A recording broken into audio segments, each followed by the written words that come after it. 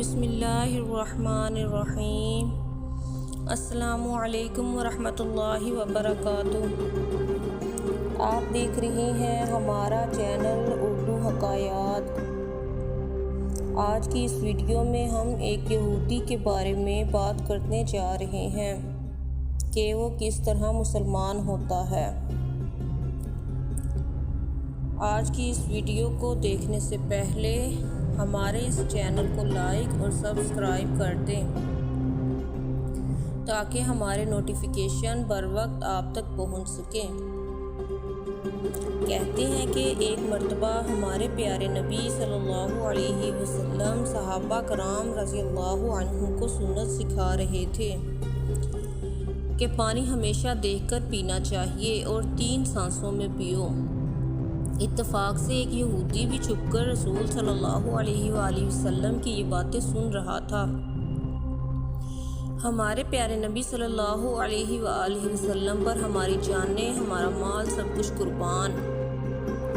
آپ صلی اللہ علیہ وآلہ وسلم کے کلام میں تاثیر ہی ایسی تھی کہ مسلمان ہو یا غیر مسلم، آپ صلی اللہ علیہ وآلہ وسلم کی تعلیمات سے متاثر ضرور ہوتے۔ رات کو سوتے سوتے اس یہودی کو جو ہمارے پیارے نبی صلی اللہ علیہ وآلہ وسلم کی باتیں سن رہا تھا، پیاس لگی۔ بہت زور کی پیاس محسوس ہوئی۔ جب اس یہودی کو پیاس لگی تو وہ اپنی بیوی سے بولا کہ مجھے اچھی طرح دیکھ کر پانی پلاؤ۔ بیوی بولی، آپ کیسی باتیں کرتی ہیں؟ چراغ بجھا چکی ہوں، رات کا وقت ہے، کیا دیکھ کے پانی پلاؤں؟ ایسے ہی پی لیجئے، پانی تو صاف ستھرا ہوتا ہے گھر کا ہمارے۔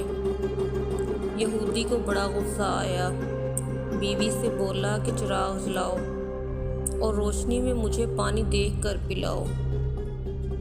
بیوی بک بک کرتی اٹھی، سمجھی کہ شوہر پاگل ہو گیا ہے۔ آخر یہودی خود اٹھا اور چراغ روشن کیا۔ چراغ کی روشنی میں اس کی بیوی نے دیکھا کہ اندھیرے میں وہ جو پانی اپنے شوہر کے پینے کے لیے لائی تھی، اس میں ایک سیاہ بچھو تیر رہا ہے۔